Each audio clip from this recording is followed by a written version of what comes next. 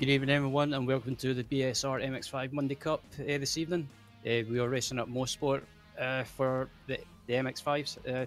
Yeah, my name is Ryan Walker, and alongside me, as always, on the comms and also on the camera is Marco Balbinera. And Marco, yeah, well, I have to say, Mosport is such an iconic track. It's got a great history. It's famous for hosting the American Le Mans Series in the past, and also other forms of motorsport, I believe. But tonight it hosts BSR MX5 Monday Cup, and yeah, what do you think will be happening tonight? Hello everyone. Yes, I think it's going to be a fantastic night of racing in one that I think it's probably my favorite North American track after Road America. Beautiful elevation changes, beautiful corners, scenery is fantastic, and a track that really always keeps you on your toes, and these drivers will have to be on their toes because it's going to be three very action-packed races in this fifth round of the season, Ryan. And it's a track that this version that we have in iRacing is quote unquote the penultimate version. The track hasn't changed, but the runoff areas in real life have. And for example, in the second corner going down the hill, in real life they have on the right side of the track some nice pavement, but not here. Here you have a lot of grass, and that grass really helps you go towards that outside wall there. So that is going to be a crucial corner, especially in the race starts, because once you go, it only takes two wheels to go, on the right side of the track on the grass, and then you are gone. So these drivers will have to be super careful. There is not much runoff area around here. And Ryan, before we go into the thick of qualifying, just a reminder of the championship situation. There's only 1 point between the leader, James Eaglestone, and Carl Hardy. 1097 to 1096. Dan Blake is a pro driver and is 1 point ahead of Andy Maxwell. 1078 to 1077. Edward May has got 1018 points. Alex Rivet 995, David Ayers 965, Mick Barry 886, Martin Sampson 846, Jazz Banks 800, and we have Dale Benson, Simon Watton, Steve Cooley, John Moore, Mikey Key, Carl Jacolet, Craig Jones, Ben Sharp, Scott Malcolm, Ralph Collin, Anthony Ainsworth, Graham Sessford, Ryan Oliver, Thomas Derbyshire, and Daniel Rowbottom following behind them. And as for the team championship, result loading 4425, year 1 4321, and Fury 3752. So result loading, like we always say, Ryan, they are, keeping their. They may not be super spectacular, but they are always there with their drivers, and so for that matter, I think they look like strong candidates for the team championship, even though it's very early in the season. So we'll see what this season has in store for us, as qualifying is just about over, and we are about more or less to give you the starting grid for race 1 as the drivers make their final attempts at getting a quick lap. Yeah, absolutely. Yeah, this so far this season in the BSR MX5 Monday Cup, it's been a quite a close season throughout the field. Yeah, there's been quite a few upsets from time to time, but the team's on form at the moment. I would have to say, Marco, judging from the results and looking at the results, I should say, is probably year one racing, and also the Fury Simsport guys. They're probably the two main teams that are on form at the moment, and I think even though there's still a long way to go in the championship, my money would have to be on probably one of several drivers from both of those teams. So yeah, but as I say, still a long way to go. And as you say, Marco, we're just coming to the end of qualifying, and once qualifying is in the books, we'll take you through the grid. But who's your money on for tonight to take the one in the first race of the evening? It's a tough question, I have to say, because I think the key word for tonight is going to be the unpredictability of these races. But we see a Fury Simsport 1, 2, 3, 4. So I'm going. I see that there's the Jamie Eaglestone fan club in the chat tonight, and so I'm going with him, and he's going to be your pole sitter. Speaking of which, I think we can go through the starting grid for race 1. Absolutely, as the grid's just popped up on the screen right now. So yeah, James Eaglestone takes pole position for the first race of the evening, alongside him his teammate Ben Sharp. And then rounding out the top three is Edward May. Jez Banks is in fourth to make it a Fury Subsport 1, 2, 3, 4 in qualifying. So yeah, quite a good result for those guys. Fifth place is Ralph Cullinan. Sixth place is Andy Maxwell. Seventh place Carl Hardy. Eighth place is my fellow Scotsman for not sure why it says result clothing, but Scott Malcolm in eighth. Ninth place is Craig Jones. Mick Barry rounds out the top 10. Alongside him is David Ayres. Steve Cooley in 12th, I should say. 13th is Carl Jacquelet. 14th is Dale Benison. 15th Anthony Ainsworth. 16th is Martin Plowman. Good to see Martin back this evening. 17th is Dan Blake.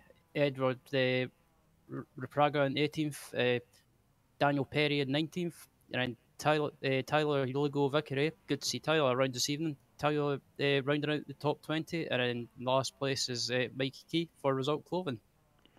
Yes, nice to have our colleague Tyler on the grid. He has been away for a bit from MX5 competition, as we are waiting, as per usual, for a couple of AM drivers, the green cars on the standings there on the right side, and of course the three pro drivers, all three of them for Fury Simsport, Dan Blake, Raprager and Perry. They will start from the pits, as we have just a few seconds left, around 10 seconds before the light procedure will start. Cloudy weather, as we are used to see in the MX5 series, especially on the Mondays. And Ryan, I think we are ready to go. Yep, absolutely. Just waiting for the lights to come on. Here they come. And then once the red lights go out, we'll be underway with the first race of the evening. And away we go. And, James Eaglestone gets a great start off the line, but so does teammate Ben Sharp in second place. James Eaglestone, I should say, is up the inside in the lead into turn one. Ben Sharp in second, Edward May in third. And one of the Year One Racing guys is trying to get ahead of, or I think he was trying to get ahead of one of the Fury Subsport guys. But Andy Maxwell is in the wall, and big accident. Several cars involved. I think that's Mick Barry, David Ayres as well, and Maxwell himself. That was a very, very, very big crash. We will go back to that as soon as we can. That corner there is always calamity corner here in Mosport, especially in the first few laps, but it's always a corner where you have to be careful. Ralph Cullinan, as we go into Moss Corner, one of the best corners, I think, on the track. And in World Motorsport, I might add, very, very tricky to get it right. And now the long backstretch, which is not really a straight, but you know, it's so long that it can be considered as such, with several elevation changes. And now the cars will come through the S's, and that's a very, very quick lap, like I said, Ryan, as Cullinan sends it on the inside of Jez Banks. Yep, Cullinan's up inside. There's a bit of body rubbing, but Cullinan manages to gain the position, and Cullinan's up into P4. So, yeah, P4 for Cullinan at the end of the first lap. As they come across the line, it's James Eaglestone leading from teammate Ben Sharp, and Sharp from another teammate Edward May, and in fourth place is Ralph Cullinan. And yeah, just looking through the field, it looks like it's a Fury Subsport 1, 2, 3, and then. It looks like Cullinan's in a Fury Subsport sandwich. Yes, he is. As now he's trying to get in the very middle of the sandwich, as he gets door rubbing with Edward May there. But doing so, he makes himself vulnerable to the attack of Jez Banks. As they go once again down the hill to Moss Corner there. I mean, look at this I'm sorry, I love this racetrack. And as we have Carl Hardy trying to give a helping hand also to Ralph Cullinan, his teammate there. As I told you last week, this very, very important piece of information, I had my very first official online race in a racing simulator on this particular track in the days of Grand Prix Legends. You know, in the 1967 version of this racetrack. Didn't go very well. I was driving with the keyboard. It was the 2002, so it was a long time ago. Fury Simsport 1, 2, 3, and Jez Banks is trying to get past. Let's go on board with him to get past Ralph Cullinan. just riding on board with Jez Banks at the moment, and yeah, it looks like just looking at the front of Ralph Collin, it looks like the top three are kind of, well, kind of tripping over themselves. But I guess they're kind of, I guess in a way, Edward May is acting as the wingman, trying to hold his pack up and allowing the top two in front of him to try and get away. Carlardi now trying to fancy his chances with Jez Banks, as in front of them there is a first of all a Year 1 racing car in the grass, and also Ralph Collin being a very aggressive, maybe too aggressive, but is able to keep the car on the racing surface. I thought for a second he was going to run wide into the grass there, which is of course not recommended as they go to Moss Corner. You can see the battle scars on some of these cars. Jez Banks has got his front right a little bit damaged there. But as you were saying, I mean, it's we know how strong the draft is in this car, so this straight here really helps the guys stay together, as James Eaglestone leaves the door open for Ben Sharp and Edward May as well. So we have a new leader and a new second place driver, with Eaglestone going the long way around. Oh, Collins trying to sneak up the inside. Oh, bit of contact. Oh, contact behind. I think they were all able to save their car, which is remarkable considering the, you know, that they hit when their cars were sideways. So good job, but this creates a little bit of a break in this pack, and Ben Sharp and Edward May are able to pull away, and Ralph Collin now is up to P3. He's having a fantastic race so far.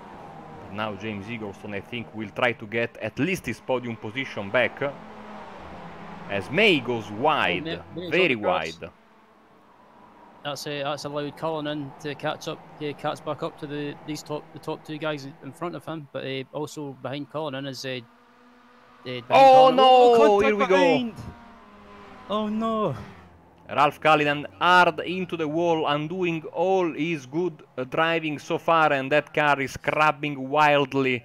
I think he's about to park it, and that's exactly what happens. Let's get a replay of that very quickly. That was a pretty big hit. Yeah, I wonder if I'm just looking at the replay now, just wondering what happened there, to see what happened between Collin and I think was it Jez Banks, Marco? I think so. You know, let's see from the chopper. It looks like Collin slowed up in the middle of the corner, and Banks, I believe it was, tries to go on the outside, but yeah, just I'm not sure what to say about that incident, Marco. I would probably say maybe 50-50.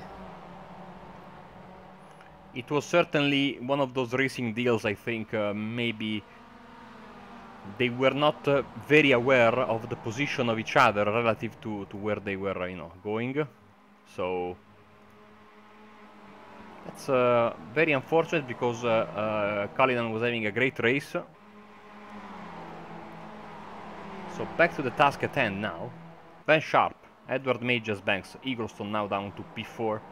Then we have Carlardi, Scott Malcolm, and the Result Clothing train behind the Taco train. Then we have the Year 1 train, which is not really a train, since they are... Steve Cooley is all alone in P8. So the question that we always have, Ryan, is will this guy fight for the race win, as we are in the halfway point of the race itself?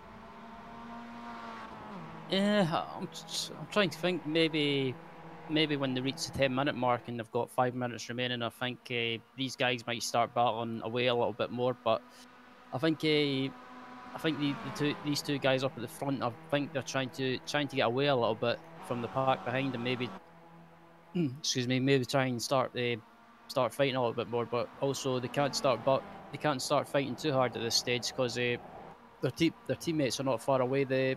Behind them, Jez Banks and James Eaglestone, but also they've also got people like Carl Hardy and Craig Jones and Scott Malcolm not far away. So yeah, they've got to keep an eye out for those guys as well, as we look at Anthony Ainsworth trying to crawl back to the pits with a little bit of steering damage, it looks like.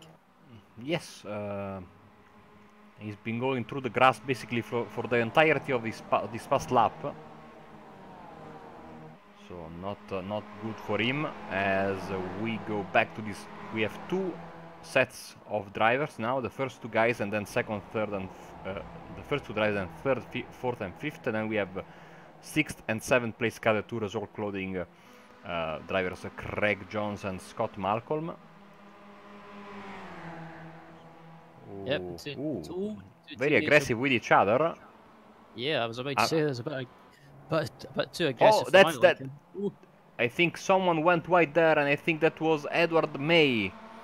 And just like that, he drops several positions, and this also gives a chance to Carl Hardy to join the fight. This is exactly, not exactly what I was expecting, even more chaotic than what I was expecting, Ryan, from this race, because yeah, we are seeing overtake after overtake, all basically since the beginning of the race. Yeah, I mean, yeah, these guys up at the front will be battling away with each other, and yeah, it's also another thing with Mosport as well. Even if you, for example, even if you qualify on pole position, you can't really get away because of the strong slipstream effect. So yeah, it's proven difficult for some of these guys to try and pull away from each other just because of the strong or the massively strong slipstream effect. So yeah, I think this battle could be going right down to the last lap. As there is a lapped car in front of them, so always tense moments. That should be, I think, let's see, that's a good question, who that might be. Maybe Andy Maxwell? I was going to say, it looks like, yeah, it's oh, he goes into the wall.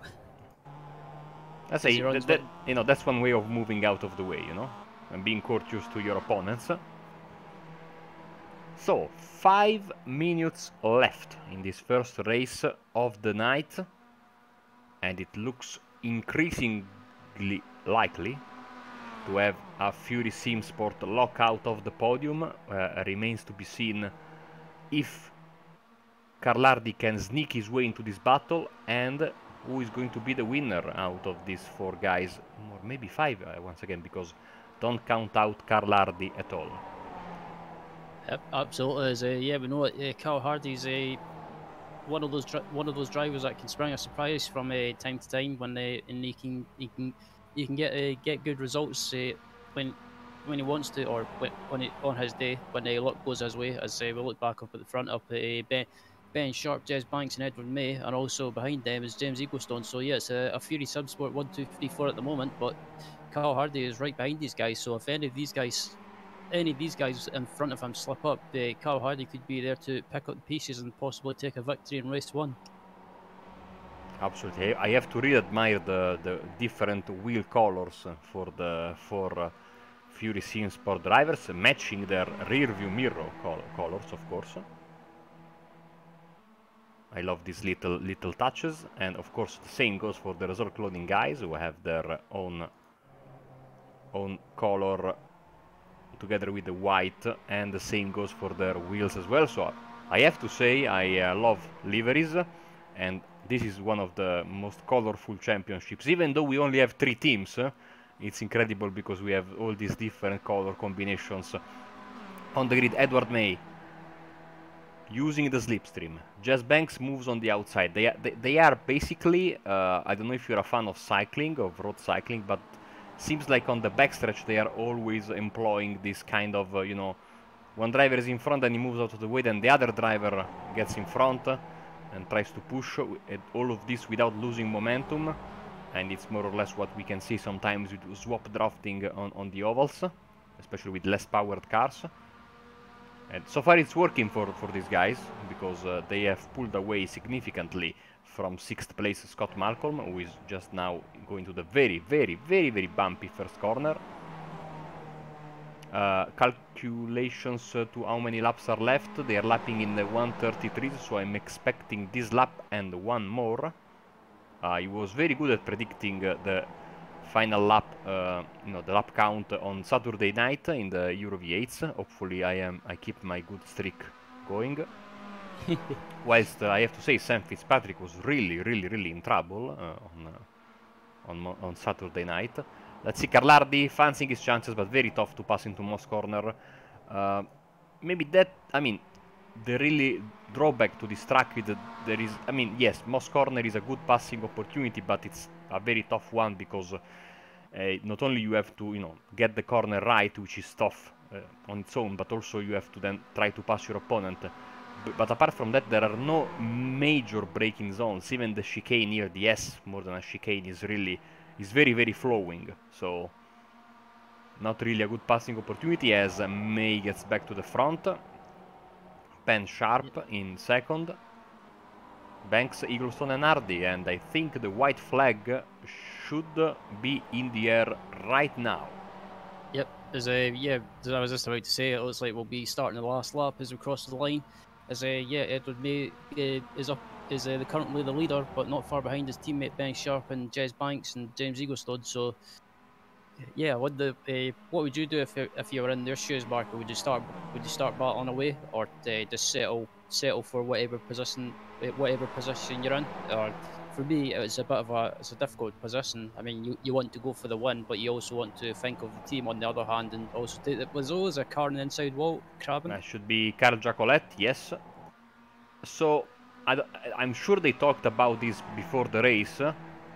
Since it's the first race of the night, I might say, let's stay in line, let's bring home some valuable points. Oh, Carl Hardy's trying to look inside of Jez Banks, but yeah, Banks manages to hold the position, and yeah, it'll be interesting to see what they do now with this long straight. They know they have the pace now, so they might think, okay, let's stay calm for race 1, and then we might go at it in race 2 and race 3, even though Sharp now on the inside of May for the last time in this race. Then May moves on the inside, then slots back behind his teammate, and as they go through the final time through the S's, 2 wide behind. Ben Sharp's coming round the final corner to take the victory in the first race of the evening here at Mosport. And Ben Sharp will cross the line to take the first race 1 of the evening for Fury Simsport. Edward May in second, and James Eaglestone rounds out the top 3 to make it a Fury Simsport 1, 2, 3, and Jez Banks makes it a 1, 2, 3, 4 in P4, and Carl Hardy finishes in P5. Yes, so they behaved. The Fury Simsport drivers, they played the team game and got a valuable bag of points for themselves and for their team. As everyone is filing through, we are missing Daniel Perry, here he comes, and David Ayres, and I'm sure Dan Blake will give us the updated points situation after the first race, so we can keep you up to date when race 2 comes. And we are just waiting for Carl Jacolet, who is having a little bit of a predicament, I'd say, Ryan. I was about to say, it looks like he's it looks like he's having a bit of trouble getting it to the finish, but fair play to Carl Jacolet. He's not giving up, and he wants to get a car to the finish. I guess he wants to try, or maybe he was trying to get to the finish to make sure he was eligible for the reverse grid wheel. But yeah, I'm afraid the time is running out for him, because the time limit will end, I think, in around now. Okay, so no, sorry, that was a little bit of a connection glitch for Carl, I think. So he's still going, doing some nice swerves there. Unlucky for him, he's doing that at, I think, how fast is he going? Let's see, because that's a good question. Oh, he's disappearing. He's doing 50 kilometers per hour, which, I mean, it's the speed limit in the city here in Italy. Ooh. So, and he's back. Look at he basically has got like a train of cars behind him. Someone trying to give him a push. It's Craig Jones. Oh, but I think he won't be able to make it, you know? Oh, he's so close. Well, he's glitched in. Oh, he's back. Is he going to make it? Yeah, he made it. I think. I think he made it. But not according to the timing screen, he did not make it. Ah, Oh, that's bad luck. but yeah, that's the first race of the evening out the way, and yeah, as soon as the results pop up on screen, we'll take you through the results. Here they go.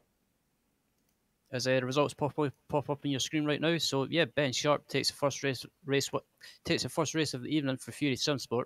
Teammate Edward May is in second. James Eaglestone finishes in third. Jess Banks finishes in fourth to make it a Fury Simsport 1, 2, 3, 4. Carl Hardy finishes in fifth. Scott Logman finishes in sixth. Craig Jones finishes in seventh. Eighth place is Steve Cooley. Ninth place is Edward Praga. 10th place is Dan Blake. 11th is Martin Blauman. 12th is Dale Benison. 13th is Daniel Perry. 14th is David Ayres. 15th is Mick Barry. 16th is Kyle Jackalay as you seen crawling across the line. Anthony Maxwell finishes in 17th. Andy Maxwell finishes in 18th. And the rest of the field either retired or did not start the race. Now, if my calculations are correct, we have 15 drivers eligible for the reverse grid, which means until Mick Barry, who is the last driver one lap down or less. And so let's give the reverse grid on the wheel on the screen, which I forgot to do on Saturday. So I was spinning the wheel, and yeah, I was the only one seeing it. But we should have that corrected. Yes, here we go. So it's on the screen right now. The numbers, are equivalent to the number of cars that will be reversed for the second race, and of course, -1 is full -1, -2, -3, and -4 will be a full reverse. And so let's roll it.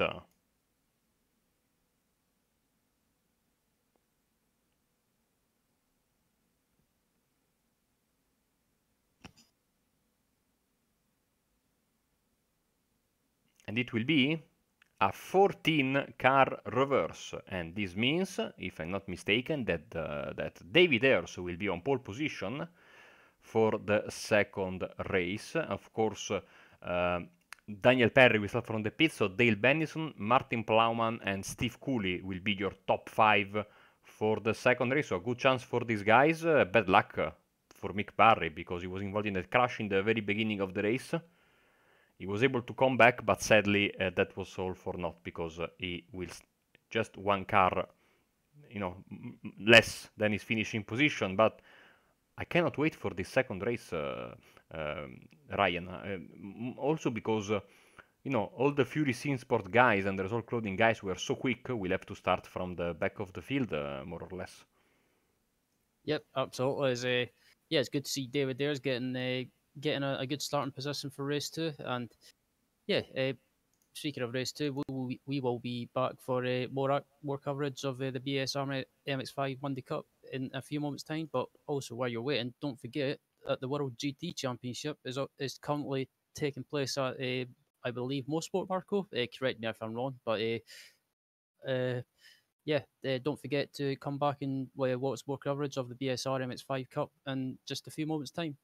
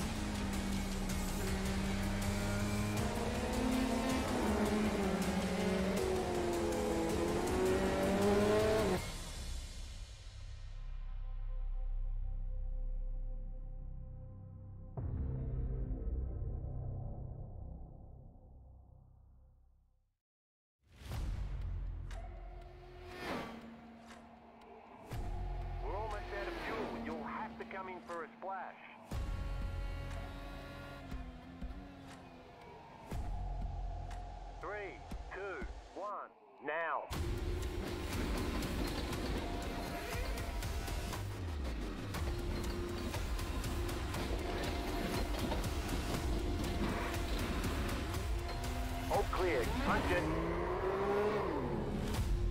Great job. You did really well.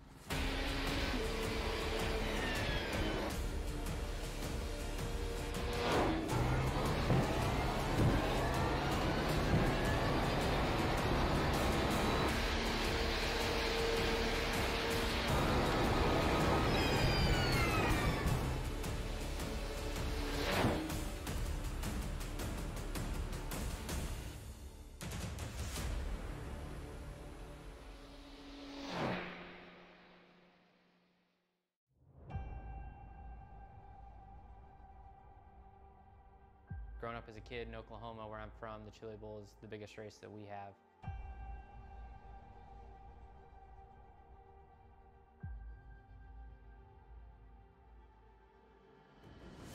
The Chili Bowl has kind of been my favorite race of the year.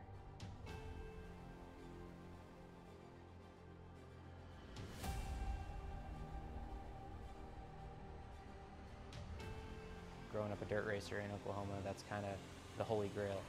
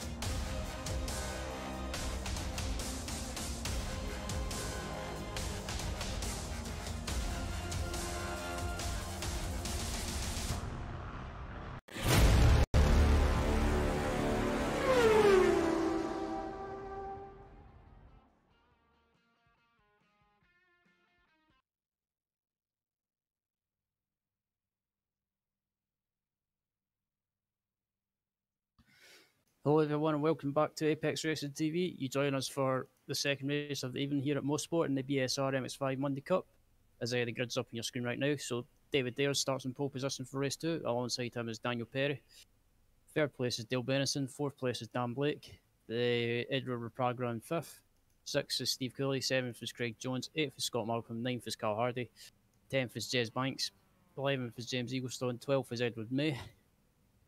13th is Ben Sharp.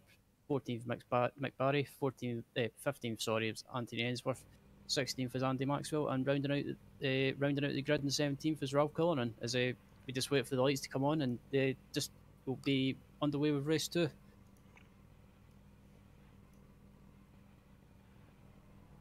As the lights are just about to come, on, and when the lights go out, we'll be underway with race 2, and away we go. David Dares gets a great start off the line. So does Dale Benison. As a where was Dale Benison? Oh, he's behind him. Sorry, I was getting mixed up there. As Steve Cooley's in third place, and as the cars head through into turn 1, and so far so good. But is it year 1 racing car in the grass sideways? But yeah, looks like everyone's made it through. Oh no! Is that? Oh, that is Andy Maxwell with some issues hitting the inside wall. Apparently, I think. We'll get to that in a second. David Ayers with a good start, but is behind him. There is quite a number of year 1 racing cars as they go for the first time into Moss Corner. Tricky braking zone always, but especially on the first lap. Look behind Fury Sim Sport drivers behind Craig Jones. They are just Banks and Edward May, as Ben Sharp also is fighting it out with some rivals. Dale Benison now under attack from Steve Cooley, who had a very lonely race 1, so I think he saved all his best driving for this race 2, I would hope. And now he goes up to P2 with, I think, Scott Malcolm uncharacteristically forcing it a little bit too wide, now on the inside, coming through the SS 2x2.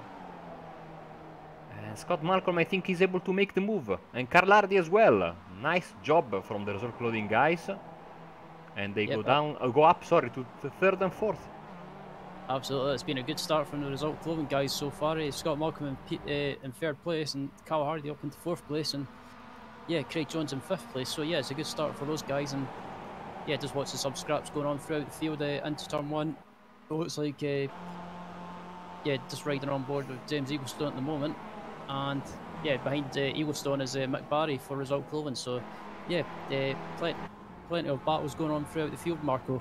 Yeah, look at the chaos as they go down the hill, and now braking in front of James Eaglestone. We have Dale Benison and his teammate Jez Banks and Dale Benison. They are side by side, 3 wide, as a matter of fact, and he goes through as we go back in front of them with Craig Jones defending on Edward May. Little bit of contact, I think. And now in front of them, Steve Cooley under attack from Scott Malcolm. Usually a very calm and reliable driver who doesn't take too many chances, but not today apparently. In the second race he's really looking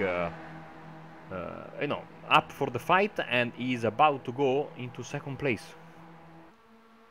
Yep, absolutely. As Scott Malcolm's up into 2nd place, and he's it's been a great start by Scott Malcolm at the moment, and up into 2nd place, and currently a result clothing 1-2.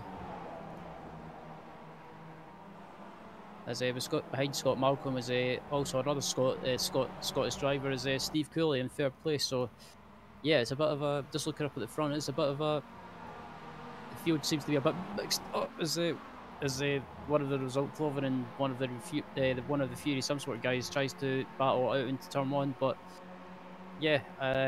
just watching throughout the field, Marco, it's a bit of a mixed field at the moment, especially towards the front. I mean, we've got the 2 result clothing cars up at the front and a year 1 racing car and rounding out the top 3 at the moment, but still a long way to go in this race. Yes, with Steve Cooley now under attack from Carl Hardy, so we might have 1, 2, 3, 4 result clothing as they go down the hill into Moss Corner. As behind them we have Craig Jones and Edward May also battling it out. So let's go on board with let's go on board with Carlardi. No, because he just makes the pass. They are side by side. Let's go to the chopper then. And of course, right now using a little bit of draft from his teammate Scott Malcolm. That should be enough, I say, Ryan, to get the position. And yes, he goes into third place, as behind them Edward May and Craig Jones are side by side. I think May will have the inside for the final corner, as there's someone with some connection issues, some door banging there. Yeah, oh, someone's off in the background. That is Mick Barry, yeah. Nice, I like this shot from the ground, basically looking towards... as there's someone coming out from the pits, is Ben Sharp. Ooh! Oh, what? That was a very, very exciting pit exit for Ben Sharp. Sadly, it ends in disaster as he moves out of the way and smashes into... Oh, some contact there in the back. Was that, I think, Ralph Cullinan? And maybe... No, it wasn't. It was Craig Jones. I apologize. Craig Jones having some contact as Scott Malcolm is very, very, very wide at Moss corner. He saves the car, but then bounces on the racing surface and all hell breaks loose. Wow. And Scott Malcolm with an uncharacteristic mistake. Let's get a replay of that. Yeah, just wonder what happened to Scott there. As we look at the replay of heading up to the double right-hander, it looks like Scott might have just carried too much speed possibly and ran wide as he runs wide onto the gravel, and yeah, he just loses the car. And yeah, just unfortunately one of the Fury Simsport guys got caught up in that incident, and yeah, Edward May, that was. Edward May got caught up in that incident as right on board with Scott again. No, Edward May, sorry. Yeah. It looks like he tries to go by, and yeah, just Scott unfortunately just bounced out and into the path of Edward May. But I'm not sure if there was anything. Oh, it's one of the Year 1 racing cars is into the wall. Anthony Ainsworth. Yes, I mean, you know, usually we blame drivers for not holding their brakes, but in defense of Scott, I think he was trying his best to stop the car, but sadly there is absolutely no grip, and the track also has some undulations going down the hill in the second part of the corner. So basically he was just a passenger, as Steve Cooley gets a little bit of a tap from Mick Barry. So yeah, I mean, oh, that was a big one. Big crash for Ralph Cullinan, and I think that was Jazz Banks. Wow. Yeah, that was unfortunately I missed that because my phone was ringing, so that was bad of me. But yeah, as we look at a replay now to see what happened, and yeah, it looks like Jess Banks just got tagged around by Ralph Cullinan, and also one of the Year 1 racing cars also was involved there. As we take a look at the replay from another view, and it looks like yeah, I'm not sure what. Yeah, unfortunately, one of the Year 1 racing cars got caught up in that and was just a passenger. And yeah, I wouldn't say I would like to blame anyone in that incident. I think it was just such a tight battle that something had to give, and unfortunately something did give. I mean, this track is so tough. Race 1 was a bit of an outlier, I think, because we didn't have many problems, or too many problems, but in this second race we are seeing this track really biting these drivers hard, and the moment you make a mistake you are severely punished. Out of all this, we have a reserve loading 1-2. David Ayers is in first, yeah, and Carlardi in second, as they are about to come on some lap traffic. Yeah, absolutely. It's a good race. It's a good race for the result clothing guys so far. A 1-2 with David Ayers and Carl Hardy, but not far behind them is James Eaglestone if these guys start holding each other up, Eaglestone could be closing up on them in no time. As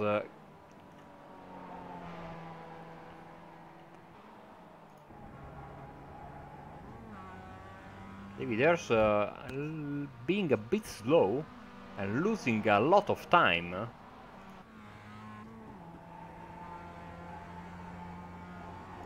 So Carlardi passed him, and now Ayres is really slowing down, as you can see. As I think Steve Cooley went wide a bit in the first corner, so no major issues there. But I'm keeping an eye on David Ayres because I think he's maybe facing some issues, or he made a miss-shift, lost a bunch of momentum, because he's now 1.8 seconds off of Carlardi, who just went past him in the S's at the end of the previous lap. Yeah, I was a bit. Excuse me. I was about to say David's lost a bit of time to his teammate Carl. Carl's just managed to stretch his lead and pull away, and yeah, David Ayres is fallen into the clutches of James Eaglestone behind him, but not far behind James Eaglestone is Craig Jones. So yeah, we could be on for a three-way fight for the second step on the podium soon. I think it will, and I think also, yeah, Craig Jones should be in the mix as well, because thanks to the draft, I think they both will be able to come back onto the back of David Ayres. As Carlardi, you can see, getting through some lap traffic. Oh no! Contact. Oh no! And he's sitting on the curb, so he is able to get back without damage, but losing so many positions. Yeah, I would like to see a replay if we get a chance, just to see what happened there. I mean, I'm not sure what it was or what happened, but yeah,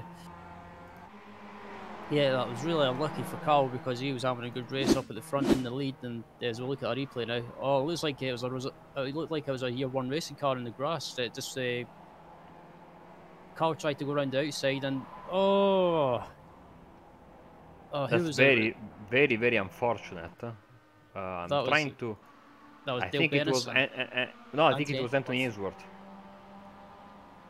Yeah, it looks like Anthony went wide. You know, you have no grip on your tires basically when you come back on the track after an off, especially, you know, with this tire model that these cars are using. But still, that was.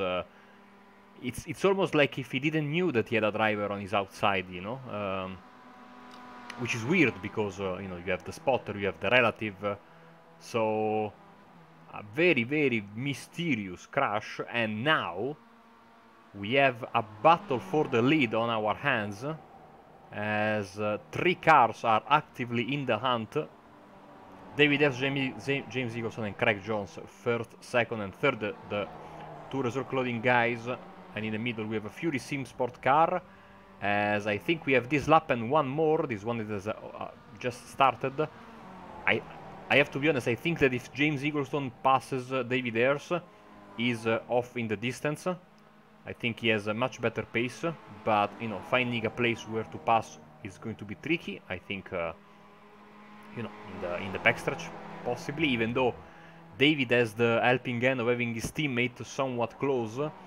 And maybe you could give the draft, David Ayres to Craig Jones, and maybe then Craig Jones will, you know, maybe try and put some pressure on Eaglestone, but we shall not get ahead of ourselves too much. Let's see how the situation will develop on the racetrack. A very, very eventful race too, Ryan. Yeah, absolutely. As David Ayres runs a little bit wide, heading onto the back straight, and yeah, I'm not sure if what I would do if I was Eaglestone, but I would maybe just wait one more lap and maybe wait until the last lap heading onto the straight. But yeah, currently David Ayres is leading, but Eaglestone has got a run on Ayres. Not far behind them is Craig Jones as well. So yeah, we're on for a three-way fight for the win. But Eaglestone tries to go on the outside tries to make them move. Oh, there's slight contact, very slight contact, but contact nonetheless. And now they are side by side. They have to be careful. They don't want to gift the win to Craig Jones. Ayres has the inside as the white flag is in the air. One more lap.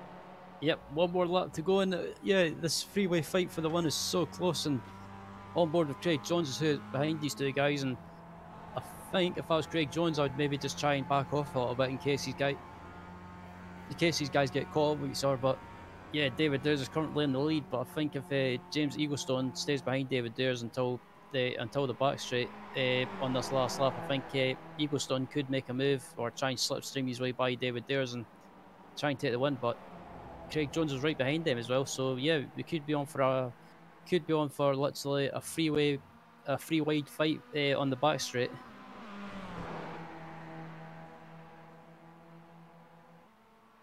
So for the final time in this second race, down to Moss Corner, Ayres, Eaglestone and Jones.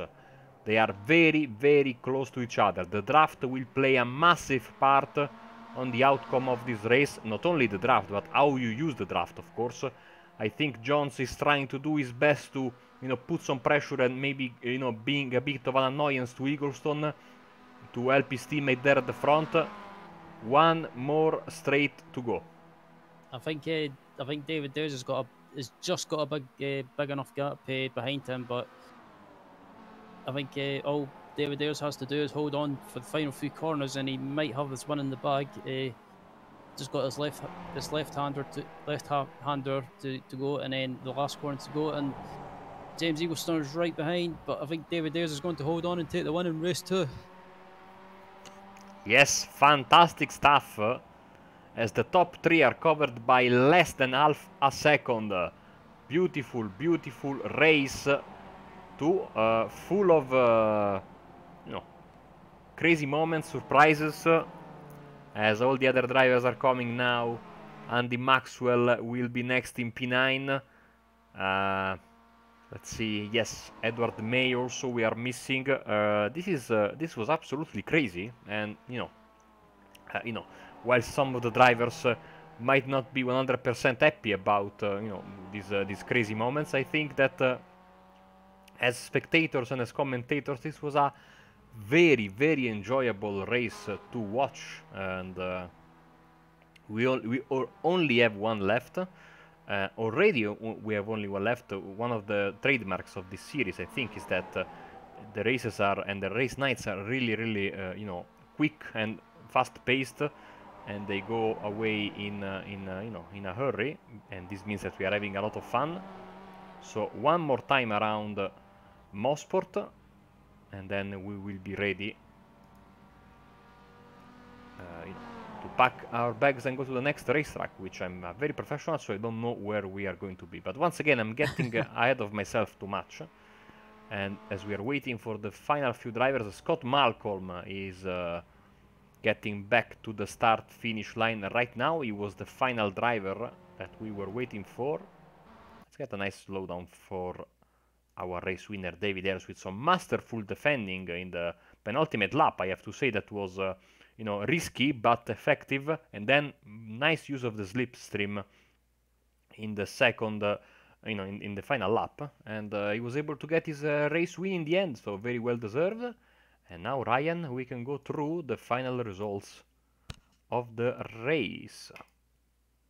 Yep, absolutely. Yeah, the results have just popped up on your screen now. So yeah, David Dares takes a fantastic win in race 2. James Eaglestone just finishes behind him in second. Craig Jones finishes in third. Fourth place is Edward Prager. Fifth place is Mick Barry. Sixth place is Dan Blake. Seventh is Steve Cooley. Eighth is Carl Hardy. Ninth place is Andy Maxwell. 10th is Edward May. 11th is Ralph Cullinan. 12th is Scott Malcolm. Unfortunately, having that making that unfortunate mistake in the early stage of the race. Dale Benson finishes in 13th. 14th is Daniel Perry. 15th is Anthony Ainsworth. 15th is Anthony Ainsworth, and the rest of the field was either a few laps down or unfortunately had to retire. Yes, I'm trying to figure out because the results are a bit of a mess, I have to say.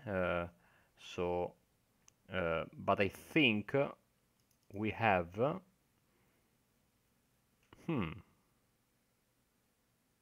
trying to figure out how many drivers we have on the lead lap in the end. I think 15, maybe. Maybe the iRacing graphics, Ryan, that you have are a little bit more clear. In any case, I will get the reverse wheel up in a second so we can see and learn who is going to be on pole position for the third and final race of the season.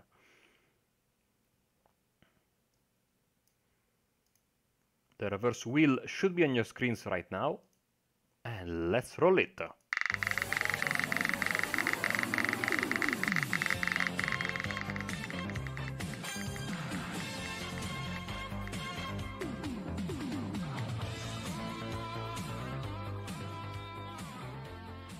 And so we had 14 in race 1, and we will have 16 for the third race of the day. So, Ryan, if there are 15 cars on the lead lap, I think Anthony Ainsworth will be on pole position. Is he on the... is he one lap down, the final car one lap down? Let me see. Anthony Ainsworth, 15th place. Yep, he was one lap down. Okay, so Anthony Ainsworth in pole position, then Dale Bennison, Scott Malcolm, Ralph Cullinan and Edward Mays are the top 5 amateur drivers for the reverse. And yes, so we will give these drivers a little bit of time to get ready for race 3, Ryan. Yep, absolutely. Race 3, the final race of the evening, coming up in a few moments' time. And I have to say, this evening has been great, great fun, great racing throughout the field, and yeah, hopefully we can have a good race in race 3 to finish off the evening in style. But yeah, me and Marco is going to go for a commercial break right now. But don't forget that the World GT Championship is currently running at the Mosport, I believe. So yeah, if you want to watch something to keep you occupied until we come back, head over to the iRacing Esports Network. You can check it out. It's also being broadcast by Apex Racing TV. So yeah, we'll be back in a few moments' time. So don't go anywhere.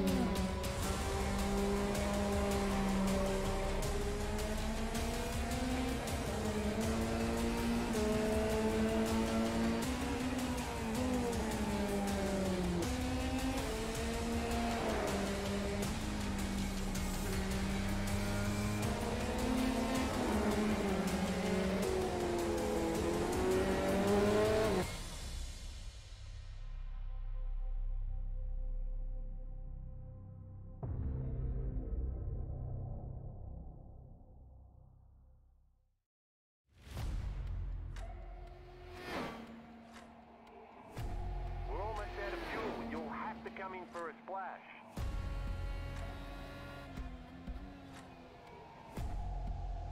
Three, two, one, now.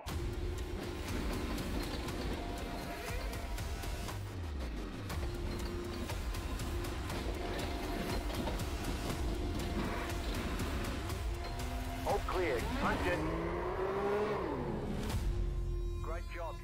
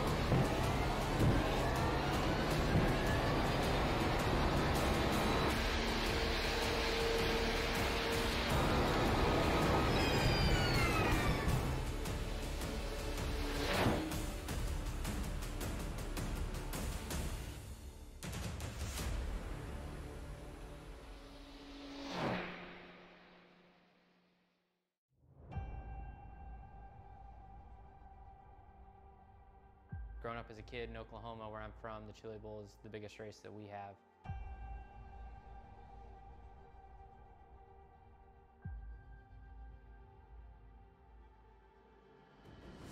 The Chili Bowl has kind of been my favorite race of the year.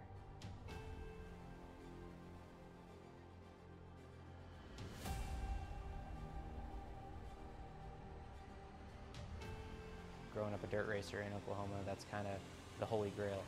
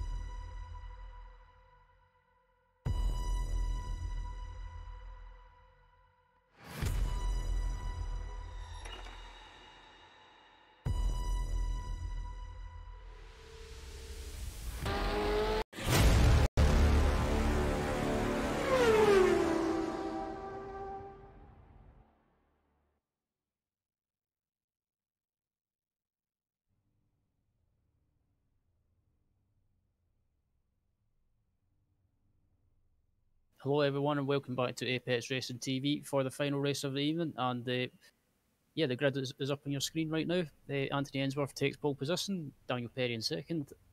Third is Dale Benson, fourth is Scott Malcolm, fifth is Ralph Cullinan, sixth is Edward May, seventh is Andy Maxwell, eighth is Carl Hardy, ninth is Steve Cooley, 10th is Dan Blake, Mick Barry in 11th, 12th is Edward Rapaga, sorry. 13th is Craig Jones, 14th is James Eaglestone, 15th is David Ayres, 16th is Jez Banks, and rounding out the grid at the rear of the field, and 17th is Ben Sharp. Yeah, Marco, I have to say it's been a pretty good evening tonight at Mosport in the MX5s. It has been, and this race will be, I think, the nice conclusion to the night, as the lights are on and we are about to go racing. Absolutely, just waiting for the lights to go out, and the lights will go out now, and we're underway with the final race of the evening. Anthony Ainsworth gets a brilliant start off the line.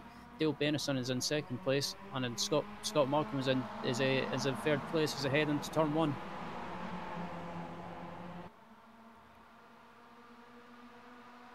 So yeah, it looks like everyone's made it through turn one without any issues. Scott Malcolm's trying to go up the inside of one of the year one racing. Go with one of the year one racing guys. Oh! And we have a decent number of cars going wide, and I think, Ryan, they were two separate incidents. As also, yeah, Edward May is having some issues. Let's get a replay of that. Yeah, it looks like it was one incident was happening, and then another incident was happening behind, and yeah, it looks like it all kicked off, and just like looking at a replay now, and it looks like looking at the chopper view from behind Mick Barry, and it looks like everyone made it through turn one without any issues, and just looking up at the front of the replay, and yeah, it looks like everyone got through turn one relatively clean, and then turn two is where it all kicked off, and one of the year one racing cars went wide onto the gravel, and then right behind them, oh Jesus! Yeah, that was Edward May, I think, and James Eaglestone also had some issues because now he's back in the pits, but back live, as lap 1 is in the books and lap 2 is about to start. Ainsworth, Malcolm and Maxwell 1, 2 and 3. Yeah, it looks like these top four cars are managing to pull away from the pack behind them. So, yeah, it looks like that incident in turn two in the first lap is kind of spreaded out the field a little bit. But yeah, it's still a long way to go in this race. But unfortunately, that incident is just, as I say, made the field spread out a little bit, and yeah, that was a bit of a. I just want to take a look once again to what happened to Edward May, because he was flying off the track. Maybe he got a little bit spooked by what was going on in front of him. Let's see. Here we are on the chopper view. Yeah, just look at the replay to see what happened, and then I think he might have tried to go around. Oh! You got taken out by Ralph Cullinan. Yeah, basically Edward May was used as a pinball. Yeah, and also a very weird crash there for Ralph Cullinan. Let's see. Oh, he lost the car there, tried to save it. Oh, wow. Oh.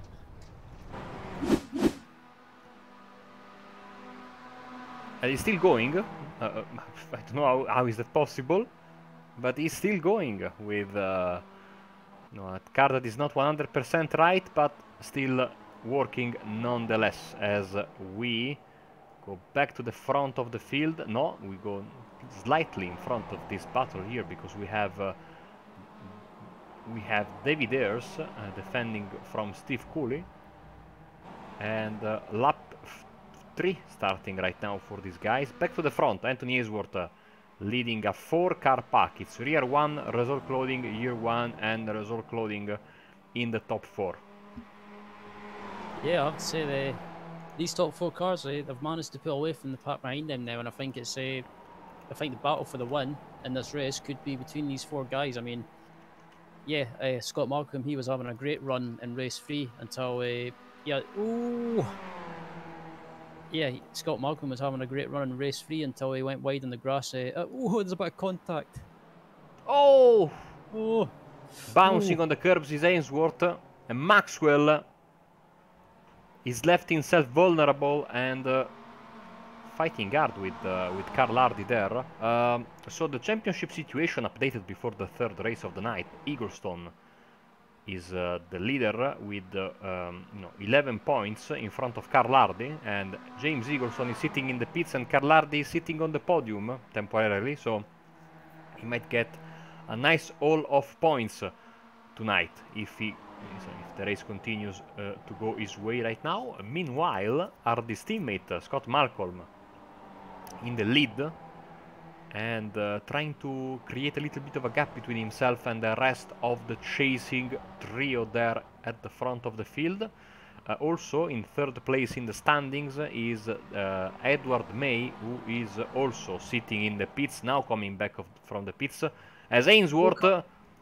Oh, can he save the car? No, he can't. Hard into the wall. And now he's sitting in the middle of the straight, and luckily he tows immediately. Yeah, he was so close. Oh, Callinan also. Man, what's going on?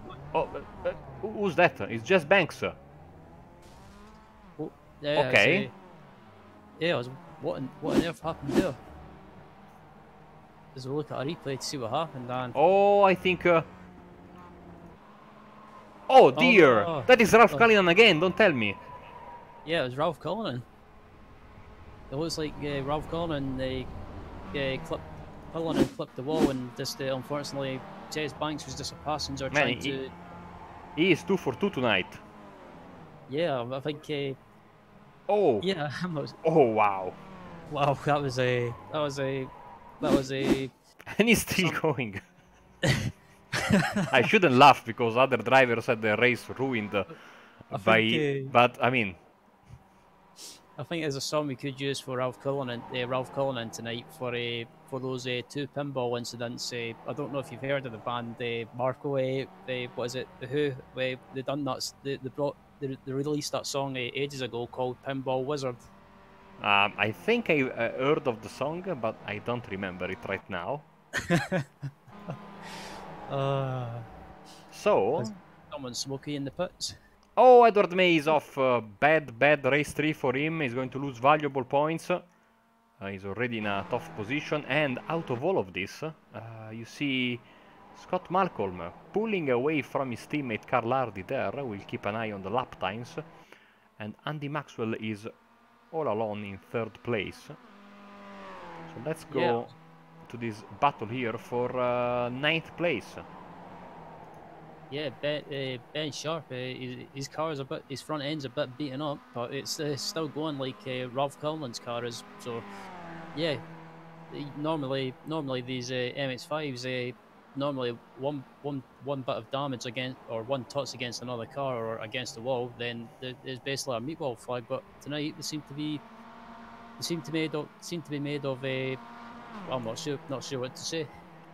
Yeah, they seem to be very resistant tonight, apparently, as Ben Sharp, Dale Bennison are about to come to the group of the pro drivers. Let's go to Craig Jones, put under pressure by his teammate David Ayres. See the tires, you can hear the tires squeal as Jones takes a very strange line through there. And I think this will give Ayres the chance of putting some pressure. Of course, I think they are on the radio with each other, as I think someone kicked up a little bit of dust, as now Ayres used the alternative line through the first corner. I think you can do that, you don't get penalized with a slowdown. As halfway of the race, the halfway point of the race is already gone by. And this seems to be, for all the chaos we had in the beginning, seems to be adding, like it's going to be the, calmest ending of the night. Even though, looking at the lap times, Carl Hardy is closing on Scott Malcolm, and of course he goes wide as soon as I say that. But also Maxwell, Maxwell is closing in on these 2 guys in front of him. So let's hold on my thought about being a calmer race ending, because. With the way these drivers are slipstreaming, we might have a close fight for the race win in the end. Yeah, absolutely. As, yeah, these top three cars have pulled away from the rest of the park behind, and yeah, I think we've got about just looking at the timing. I think we've got the maybe yeah about we've got three laps remaining, I believe, or 2 laps remaining, I believe. But my calculations are never ever right, so just ignore me. As we ride on board with David Dares at the moment, and yeah, it looks like the field's spread out at the moment, Marco, and there's not really much going on. And then just that unfortunate incident in turn one in the first lap to spread the field out a little bit, and then yeah, Ralph Cornan decided to treat race three as a game of pinball. Yeah, I think he will be kicking himself. He's here, P13 right now, behind Steve Cooley. Now, last time around, Scott Malcolm got his personal best quicker than Carl Hardy, but it seems like Hardy is still very, very close. Of course, Hardy made that mistake in Moss Corner. And yes, I think the two Resort Clothing guys are about to have a little bit of conversation for the race win. Let's see if Andy Maxwell is able to close in on these two guys in front of him and maybe try to be, you know, the party pooper for the night. Yeah, absolutely. As Andy Maxwell is behind these guys, and is Maxwell wide in the background? I'm sure I've seen him run wide. Yeah, I think he was close to running wide on the grass anyway, but yeah, that's allowed these two guys up at the front just to build a little bit of a gap. But yeah, with just under, I think we've got this lap and one more to go. I think possibly. Yes, So I think it's right. Yeah, as Hardy gets his personal best, and so does Craig Jones. So yeah, I think I'm not sure what these guys will do. If they'll start battling away or just try and pull away, try and work together and pull away. But excuse me, yeah, I think I'm not sure what I would do if I was these guys in their Discord channel. Maybe try and work together and pull away, and then if they build up a big enough gap to Andy Maxwell behind them on the last lap, try and battle away on the back straight. But yeah, I have to say it's been as something's happened to Mick Barry. Yeah, his car's a bit battered. As we look at our replay to see what happened, and it looks like Mick Barry tried to make a move, and yeah, he just got sideways and spun and flipped the oh, ball for good I measure. think he has some damage to his steering.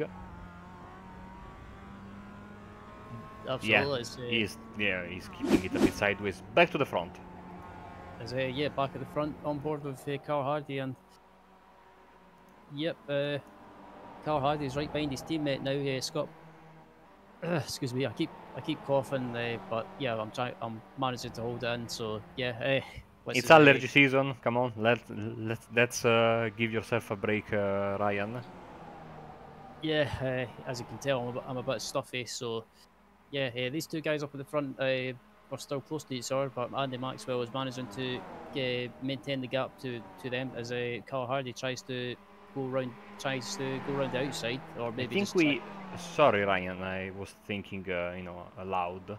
I think we have this lap and one more, if I'm not mistaken. Oh yeah, I was about to say. Yeah, as I said before, my calculations are always wrong. So yeah, it's a bit of guesswork from me. But yep, I think this lap and this lap and one more.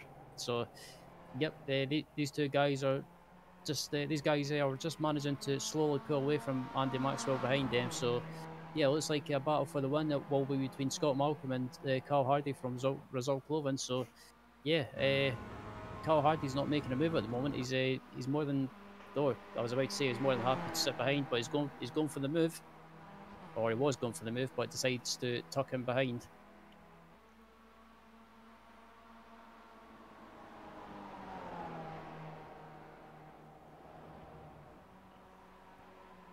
So white flag will be in the air this time around for the final time today, the cars will tackle the very tough yet very beautiful Canadian racetrack here in Mosport.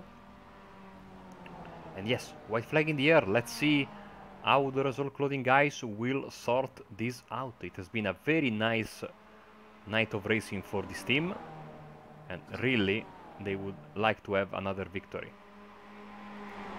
Yeah, absolutely. As Marco said, we're on the last lap, so yeah, it looks like this battle for the win will go down right to the final corner, or yeah, this might be sorted on this back straight as Carl Hardy is still behind his teammate Scott Malcolm, and yeah, it would be nice to see Scott take the win after having some issues in race three, but not race three, race two, sorry. But yeah, it'll be interesting to see if these guys start battling away. I think yeah, time will tell. Just watching this onboard, we'll see what Carl Hardy decides to do. And he's got a good run in Scott Malcolm, but what will Scott do if Carl gets a run? Will we defend, or it looks like Carl Hardy's more than happy to sit behind possibly, but yeah, Carl Hardy's sitting behind, so yeah, it looks like Scott Malcolm may take the win in this final race of the evening. As they come round the final corner, and it says Scott Malcolm in the lead, Carl Hardy in second for Result Clothing. So yeah, Scott Malcolm's going to come round to take the final race, take the race in the final race of the evening. So yeah, Scott Malcolm takes the win in race three. Carl Hardy finishes in second for a Result Clothing 1-2, and Andy Maxwell rounds out the top three for year one racing. So the teammates played it nicely, Ryan, just like we had in race one with the Fury Simsport guys. And all the other drivers are coming through the start-finish line right now. Mick Barry will finish just outside of the top 10. Steve Cooley, here he is. And yeah, Ralph Cullinan somehow finishing the race without going to the pits. And Jazz Banks and Anthony Ainsworth are the last two guys that we are missing.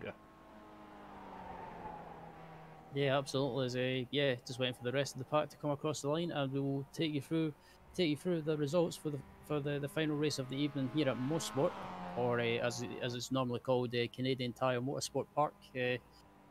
So yeah, I have to say, Marco, I've quite enjoyed this evening, and it's been a terrific race, great racing in race 1, 2, and 3.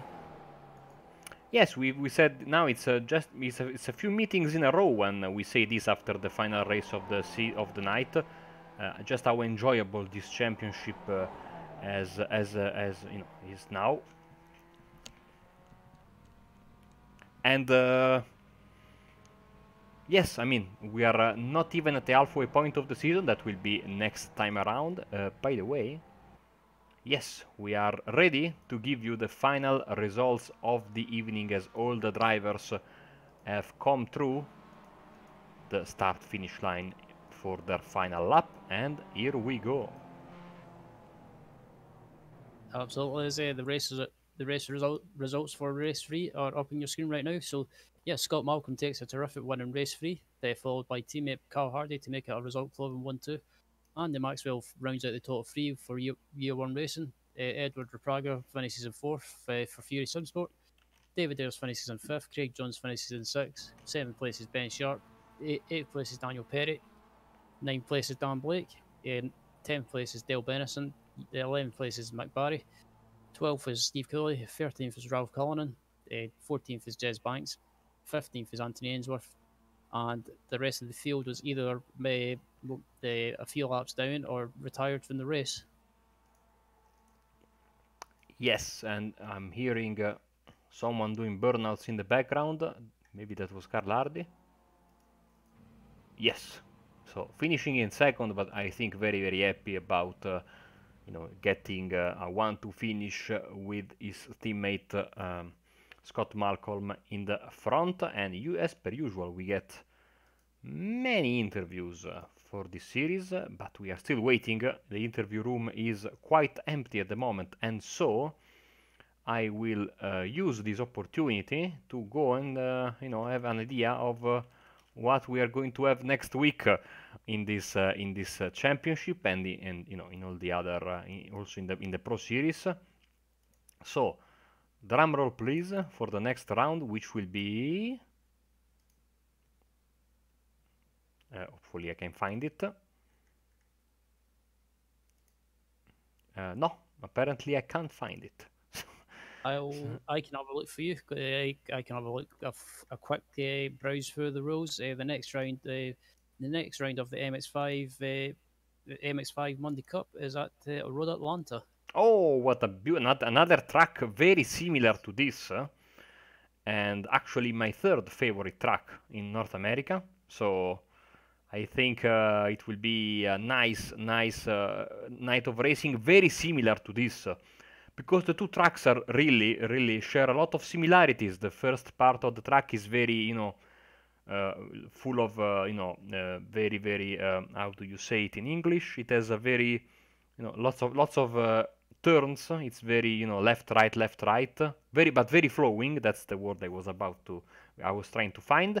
And then the second part of the track, you have a massive backstretch, and then a S, but this goes in the opposite direction, and then a very, once again, flowing final corner. So I'm expecting more of the same, and I have to say, Ryan, you put a smile on my face when you told me that we are going to be in Road Atlanta, because yeah, I'm expecting what we had here in Mosport, but times two. I mean, not times two, just as a an encore of what we had tonight. Absolutely, yeah. I think you've got some people waiting in the interview interview waiting area too. So yeah, I think Marco, you can start the honors this week. So who would you like to take? Oh, well, that's a very good question, and let's start with. Wow, that's a very tough question. If I'm not mistaken, now I might be wrong, and I usually am, but if I'm not mistaken, our race 2 winner was David Ayres, right? I believe, yep, it was David Ayres indeed. And so let's bring him in, our race 2 winner. Hello, David. How are you doing? Hello, sir. How are you? Doing fine. Congratulations on the race 2 win. We noticed tonight that it was quite tricky out there in a track that really gives you no room for a mistake, and it was very easy to get involved into crashes, and also it was very tough to run away from your opposition due to the fact that this car has a massive slipstream effect, and that backstretch there really was the perfect mix. I mean, this car with the long backstretch there, it was really tough to run away from your opponents. Yeah, you can see him in the mirror catching you on that back straight. It's a very unforgiving track. Slightest mistake or error. I think if the more, not say cautious, but the more careful you are, the better result you seem to get out of it. It's not a track where you can just go for any and every opportunity you see.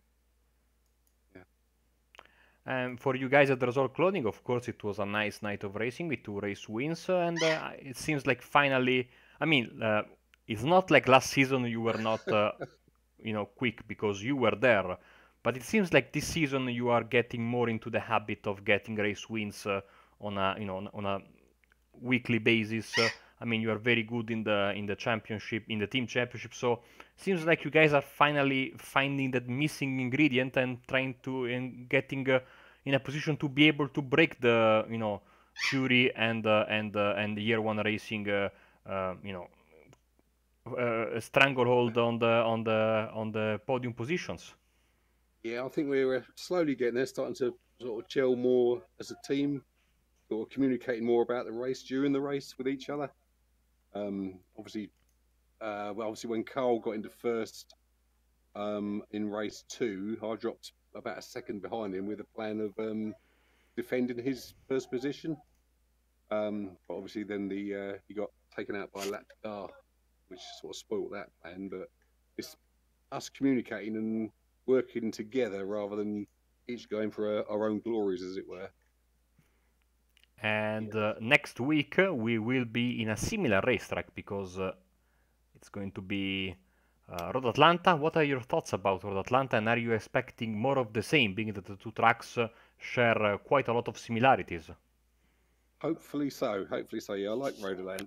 That's one we've been to a few times before, and not really had any good results from there. Was find that final corner exit makes so much difference along that long straight up the hill. But yeah, that's looking forward to it. Well, yeah. Sorry, John.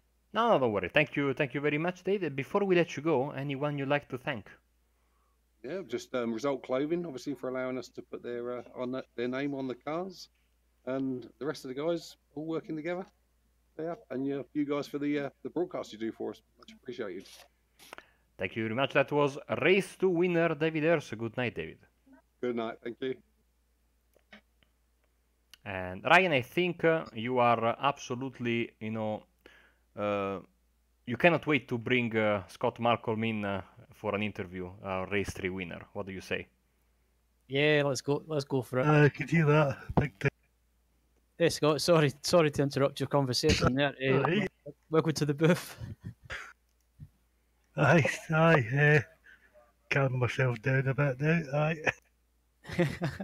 Yeah, it looked like it looked like you had a pretty good evening. You were going well in, I think you were going well in race 2 or race 1. Unfortunately, you ran wide at the double right hander and they just kind of spun round and collected another car, but managed to redeem yourself and take victory in race 3. So yeah, how was your evening from your point of view? The best one yet. Apart from race 1, where I keep making that mistake at that corner. I just try to take it a bit too fast and run a bit wide, went on the grass. Tried to coast round, but then the back end went and I just slammed the brakes on to try to stop myself, but I just kept going onto the bit of the track, and I think it was one of the Fury cars, I don't know who it was, that came in and just clipped me. But these things are said to tyres, but obviously that's just made my night. Yeah, it was good to see you taking the win in race 3. And when Carl was behind you, was there any team orders or any specific instructions? Not from him, but I was telling him, I want this win, Carl. Don't you dare! He was all right about it. He was cool about it. He says, just keep going. I'll just protect. Good stuff. Yeah, is finally, just before you go, is there anyone that you'd like to give a shout out or a thanks to? Big shout out to the Result Clothing guys. I think we did pretty well tonight. I think this is probably our best meeting, I think, since I've joined them. And obviously yourself and Marco for doing the commentary.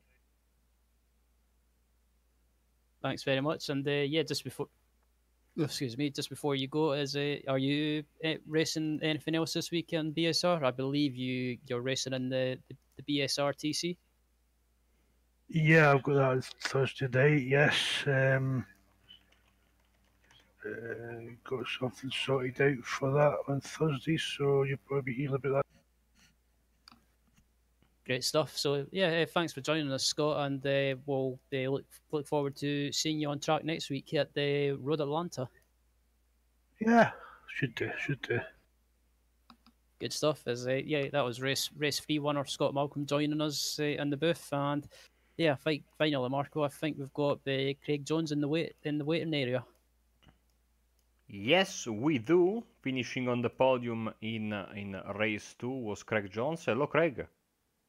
Hello. Yes, another podium finish in race 2, so I'm happy with that. Still missing out on the first place, so that's my main aim. So how was the because you were third in race 2, 16th in race 3, and race 1, if I'm not mistaken, didn't go exactly to plan. How was your evening, all things considered?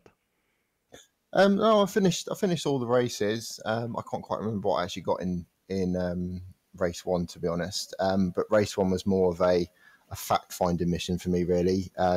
It was just getting a little bit of experience and trying to work out where I was quicker.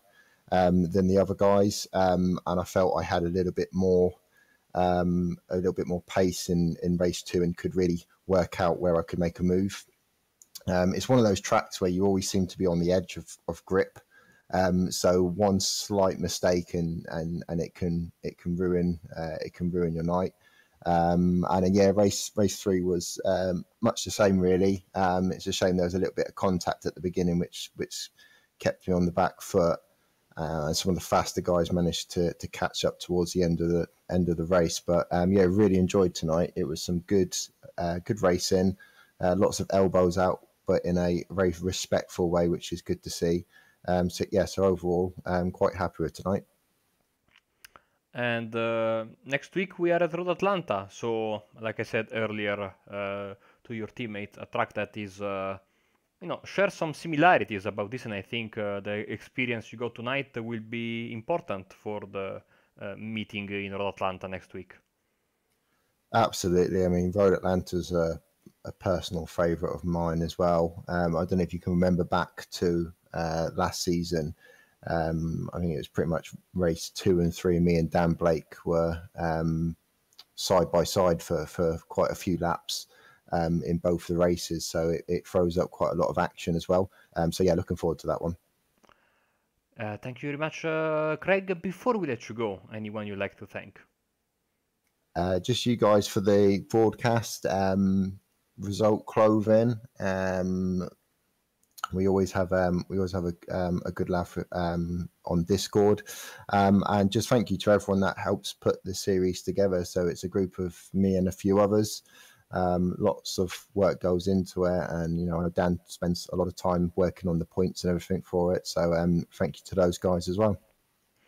Thank you very much, Craig, and once again, congratulations for your podium in race 2. Catch you next week. Thank you very much.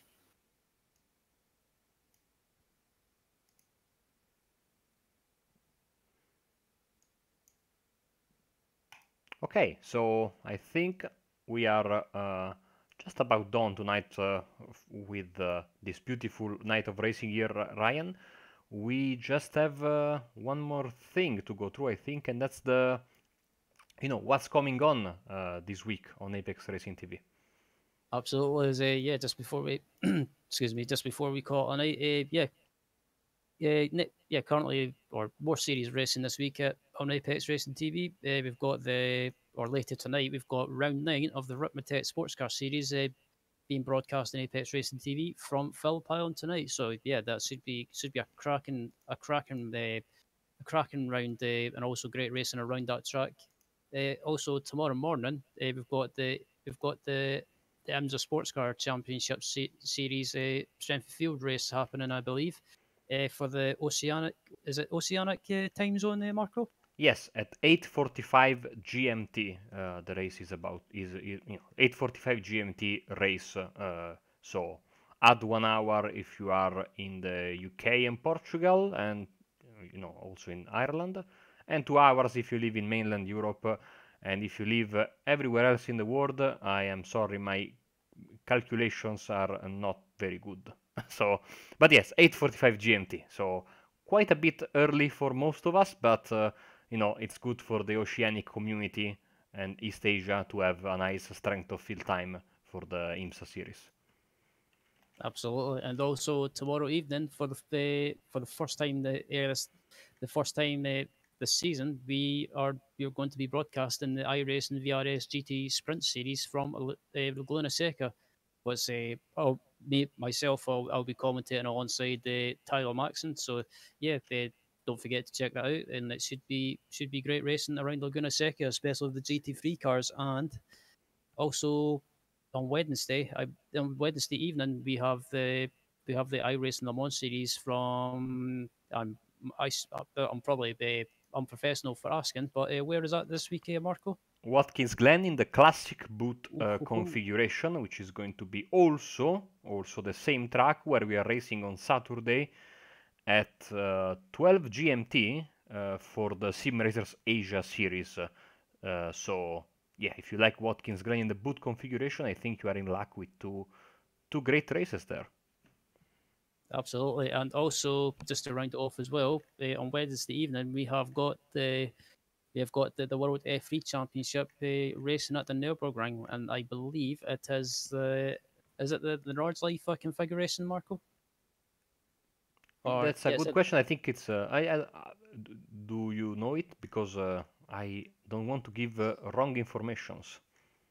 yeah, I'm not sure. I'm the same. It's at the Nürburgring anyway, so yeah. Don't forget to I'm check. guessing the GP track then, because otherwise it would have been Nordschleife.